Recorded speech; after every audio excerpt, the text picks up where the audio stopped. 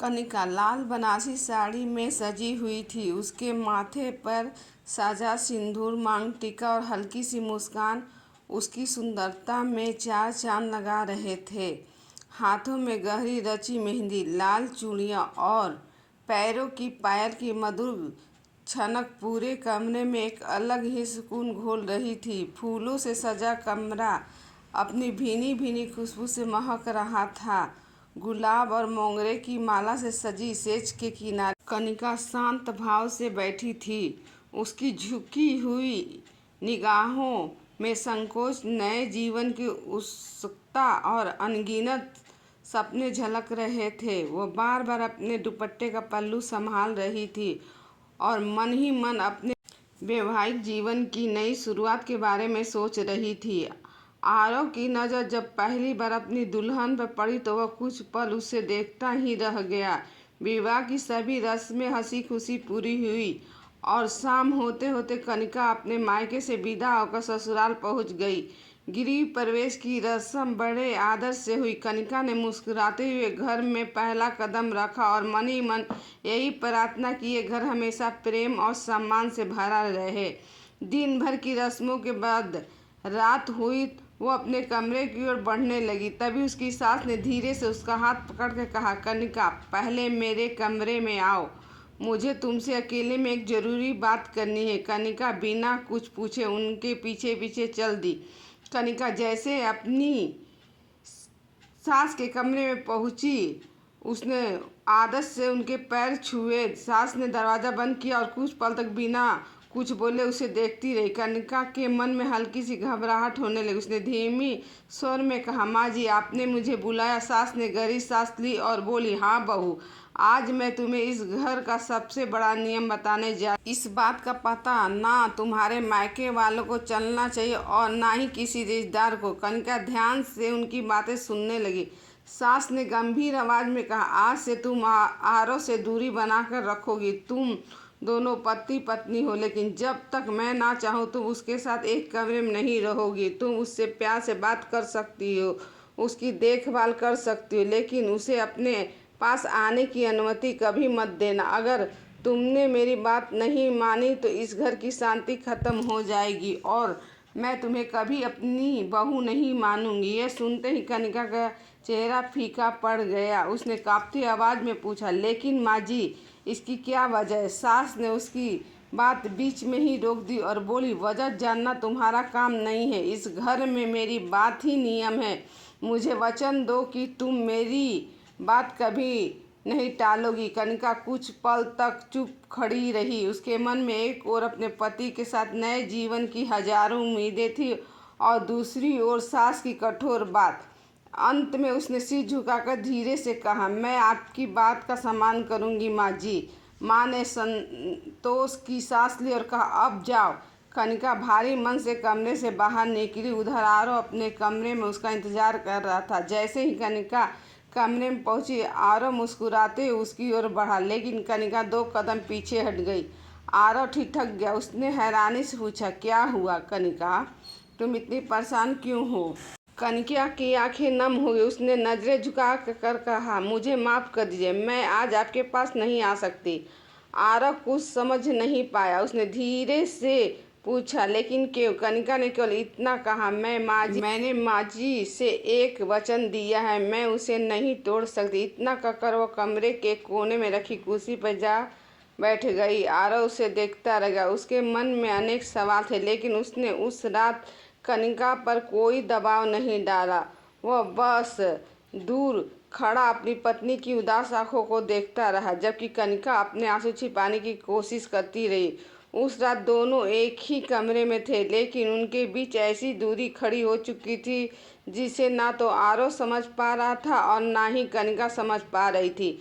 सुबह की पहली किरण खिड़की से कमरे में आई तो आरव की आंख खुली। उसने देखा कि कनिका रात भर कुर्सी पर बैठे बैठे ही सो गई थी। उसके मन में बहुत दुख हुआ। धीरे से उठा, अलमारी से एक हल्की चादर निकालकर बिना उसे जगाए उसके कंधों पर रख दी। उसी समय कनिका की आंख खुल गई। उसने चादर देखी और फिर आरव की तरफ देखा। दोनों की नजरें मिली, लेकिन अगले ही पल कनिका ने अपनी नज़रें झुका ली। आरव मुस्कुराकर बोला, तुम्हें मुझसे डरने की ज़रूरत नहीं है। मैं तुम्हारा पति हूँ, तुम्हारा दोस्त बनना चाहता हूँ। अगर कोई परेशानी हो तो मुझे बता सकती हो। कनिका के ओठ हिले, लेकिन शब्द बाहर नहीं निकले। उसने केवल इतना कहा, मुझे माफ़ कर दीजिए, मैं अभी कुछ नहीं कह सकती। आरव ने उसकी मजबूरी समझते हुए सिर हिला दिया और बिना कोई सवाल किए कमरे से बाहर चला गया। नाश्ते की मेज पर पूरा परिवार बैठा था। सास हर बात पर कनिका को ध्यान से देख रही थी। कनिका चुपचाप सबको नाश्ता परोस रही थी। आरव बीच बीच में उसकी तरफ देख लेता, लेकिन कनिका जानबूझकर उसकी नज़रों से बचती रही। दिन बीतते गए। घर के सभी लोगों को लगने लगा कि नहीं, बहू बहुत शांत स्वभाव की है, लेकिन किसी को ये नहीं पता था कि उसके मन में हर पल कैसी उथल पुथल चल रही है। रात होते ही वह सिलसिला फिर शुरू हो जाता। आरव चाहता था कि कुछ देर अपनी पत्नी के साथ बैठकर बातें करे, उसके दिन के बारे में जाने, उसके सपनों को सुने, लेकिन कनिका हर बार कोई न कोई बहाना बनाकर थोड़ी दूरी बना लेती। वह कमरे में रहती जरूर थी, पर हमेशा अपने आरव के बीच एक मर्यादित फासला बनाए रखती। आरव ने कभी उसकी इच्छा के विरुद्ध एक कदम भी नहीं बढ़ाया। वह केवल इतना कहता, जब तुम्हारा मन होगा तब हम खुलकर बातें करेंगे, मैं इंतज़ार कर सकता हूँ। आरव की यही बात हर बार कनिका की आंखों में आंसू ले आती। उसे महसूस होता कि उसका पति कितना अच्छा इंसान है, फिर भी वह उसकी पत्नी होकर उसे उसका अधिकार नहीं दे पा रही है।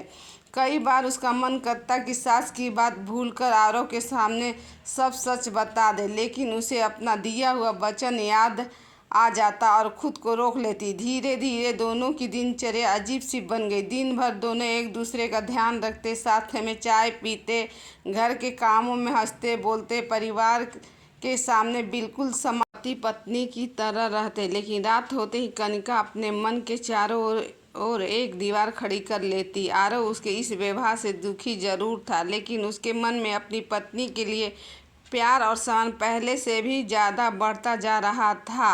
वही कनिका हर रात भगवान से यही प्रार्थना करती कि एक दिन ऐसा आए जब वह अपने पति की आंखों में अधूरापन ना देखे। दिन धीरे धीरे अपनी रफ्तार से आगे बढ़ते रहे। शादी को लगभग 1 महीना हो चुका था। कनिका ने पूरे घर की जिम्मेदारी अपने ऊपर ले ली थी। सुबह सबसे पहले उठना, घर की व्यवस्था देखना, सास ससुर का ध्यान रखना, फिर अपने ऑफिस के लिए तैयार होना, यही उसकी दिनचर्या बन गई थी। आधुनिक विचारों वाली होने के बावजूद उसने कभी अपने संस्कारों को पीछे नहीं छोड़ा। ऑफिस में वो आत्मविश्वास से भरी प्रोफेशनल लड़की थी, लेकिन घर लौटते ही एक जिम्मेदार बहू बन जाती। दूसरी तरफ आरव हर दिन अपनी पत्नी को और भी करीब से समझने लगा। उसे महसूस हो रहा था कि कनिका उससे दूर रहना नहीं चाहती, बल्कि किसी मजबूरी में खुद को रोक रही है। कई बार वह रात को बालकनी में खड़ा देर तक आसमान को देखता रहता। कुछ देर बाद कनिका भी चुपचाप वहां आकर खड़ी हो जाती। दोनों एक दूसरे के पास होते हुए भी अपने दिल की बातें नहीं कह पाते। एक रात आरव ने धीमे स्वर में कहा, कनिका, अगर मैंने कोई गलती की हो तो मुझे बता दो, मैं उसे सुधार दूंगा, लेकिन तुम्हारी ये चुप्पी मुझे अंदर से तोड़ रही है। कनिका की आंखें भर आई। उसने कांपती आवाज़ में कहा, आपने कोई गलती नहीं की, आप बहुत अच्छे हैं, शायद जितने अच्छे पति की मैंने कल्पना की थी उससे भी अच्छे। आरव ने उसकी ओर देखा और बोला, फिर तुम हर रात मुझसे दूर क्यों चली जाती हो? कनिका कुछ पल तक चुप रही।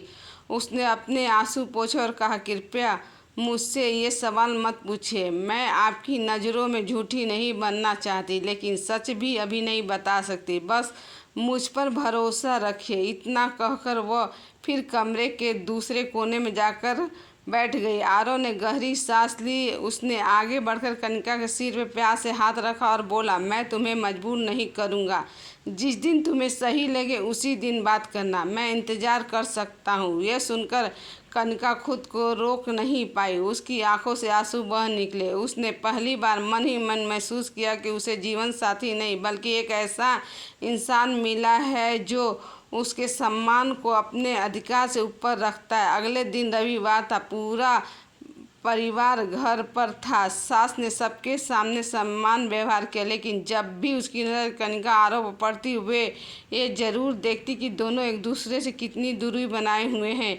कनिका हर बार उनकी ओर देखकर अपने मन को और कठोर कर लेती। उधर आरव अब पहले से भी अधिक अपनी पत्नी की छोटी छोटी खुशियों का ध्यान रखने लगा। वह उसके लिए उसकी पसंद की किताबें लाता, कभी उसकी मनपसंद के कॉफ़ी बनाता तो कभी बिना कुछ कहे उसके ऑफिस बैग में एक छोटी सी चॉकलेट रख देता। कनिका हर बार मुस्कुरा देती, लेकिन रात होते ही अपने दिल पर पत्थर रखकर फिर वही दूरी बना लेती। दोनों के बीच प्यार हर दिन बढ़ रहा था, लेकिन उसके बीच की दूरी भी उतनी ही गहरी होती जा रही थी। उनके रिश्ते में नाराज़गी नहीं थी, शिकायत नहीं थी, बस एक ऐसा मौन था जो दोनों को हर रात थोड़ा थोड़ा तोड़ देता था। समय बीतते बीतते शादी को 6 महीने हो गए। कनिका और आरव के बीच प्यार पहले से कहीं अधिक गहरा हो चुका था, लेकिन दोनों के बीच बनी दूरी वैसी ही थी। एक शाम आरव ऑफिस से घर लौटा तो उसने देखा कि कनिका मंदिर में बैठी चुपचाप रो रही है।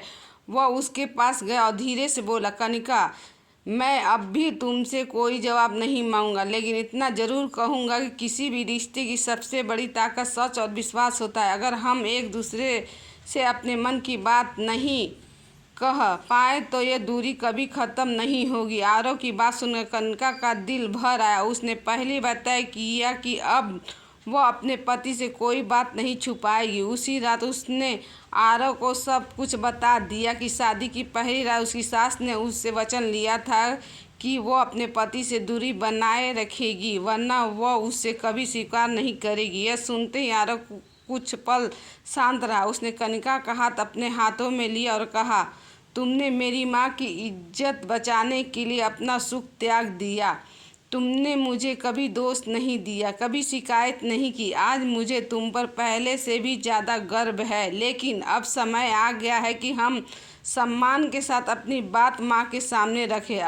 अगले दिन दोनों ने सास के सामने बैठकर बहुत शांत स्वर में बात की। आरव ने कहा, माँ, आपने जो कहा कनिका ने बिना एक भी सवाल किए मान लिया। उसने आपकी बात का सम्मान किया, लेकिन पति पत्नी के रिश्ते की नींव दूरी नहीं विश्वास होता है। आपने हमें अलग रखा, फिर भी इसने कभी आपके खिलाफ एक शब्द नहीं कहा। ऐसी बहू हर किसी को नहीं मिलती। सास पहले तो चुप रही, फिर उन्हें एहसास हुआ कि उन्होंने अपने डर और अपनी जिद में 2 मासूम दिलों को बेवजह तकलीफ दी। उन्होंने कनिका का हाथ पकड़कर कहा, बेटी, मुझे माफ़ कर दो। तुमने बहू नहीं, बेटी बनकर इस घर की मर्यादा रखी है। उस दिन के बाद घर का माहौल पूरी तरह बदल गया। सास ने अपने हाथों से कनिका आरव के कमरे को सजाया और मुस्कुराकर कहा, आज से तुम दोनों अपनी ज़िंदगी अपने तरीके से जियो।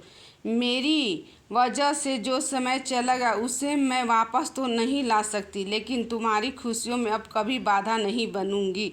कनिका ने आगे बढ़कर अपनी सास को गले लगा लिया।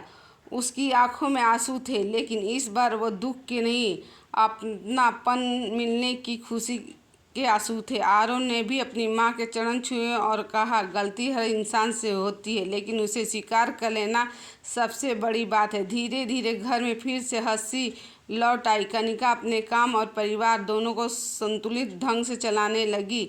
सास भी उसे बहू नहीं बेटी कहकर बुलाने लगी। आरव और कनिका का रिश्ता पहले से भी अधिक मजबूत हो गया, क्योंकि उनका प्रेम केवल साथ रहने से नहीं बल्कि धैर्य, सम्मान और विश्वास की परीक्षा से गुजरकर और गहरा हुआ था।